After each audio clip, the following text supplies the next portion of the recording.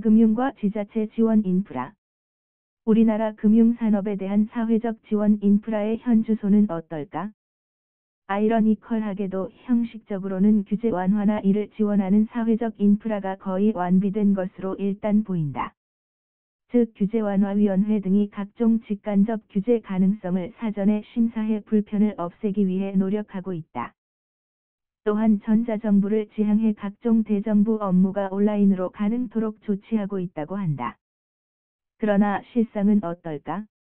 안타깝게도 피부에 와 닿는 간접적 규제는 의외로 심각하다. 금융회사의 자동차 할부금융에서 근저당권 말소 절차를 살펴보자. 이 경우 자동차 저당권 말소 등록은 구청에서 하게 돼 있다. 그러나 그 절차에 문제가 적지 않다. 먼저 신청서나 부속서류의 작성 과정에 문제가 있다. 즉 각종 정보를 입력해야 하고 이 정보는 인터넷 사이트에서 조회할 수 있다. 그러나 정작 민원실에는 컴퓨터가 비치돼 있지도 않다.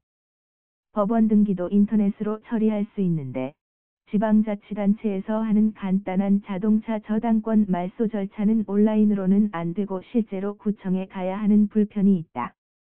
문제는 구청 자동차 등록 말소 관련 민원실 공무원의 자세와 업무 처리 절차를 접하게 되면 상황은 좀 더 심각해진다.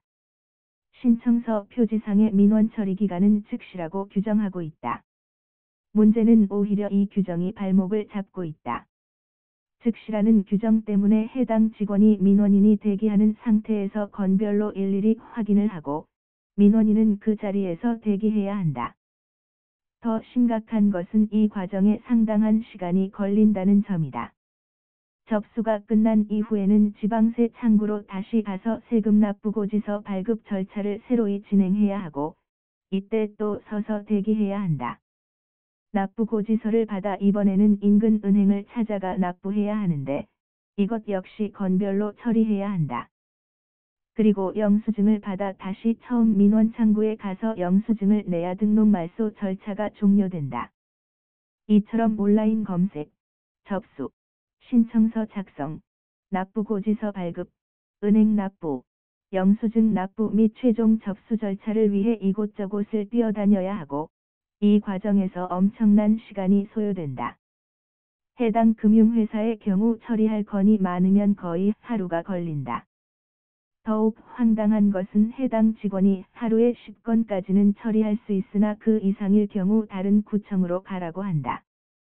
아니 지금 이 민원실은 21세기 글로벌과 디지털 시대와는 너무 동떨어진 또 다른 세계인가?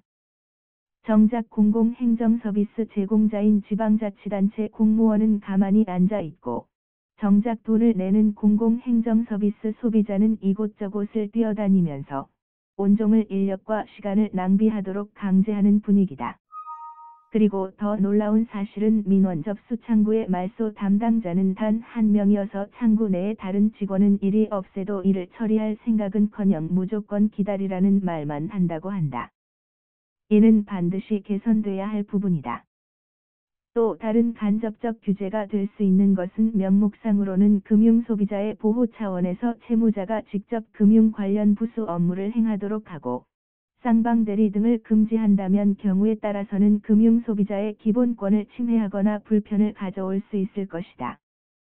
그러므로 금융산업 발전에 실질적 걸림돌이 되는 간접 규제뿐만이 아니라 운용 과정에서의 금융소비자의 불편과 기본권 침해 가능성에 대해서는 공개적 문제 제기가 가능한 창구가 절대적으로 필요하다. 따라서 내년 출범 예정인 금융소비자원의 업무 영역이 이러한 간접 규제에까지 확대되기를 기대해본다. 다만 시급한 것은 이번 사안은 지방자치단체 공무원의 공공서비스 제공자라는 확고한 자기 정체성의 확립과 자기 반성이 절대적으로 필요하지 않을까?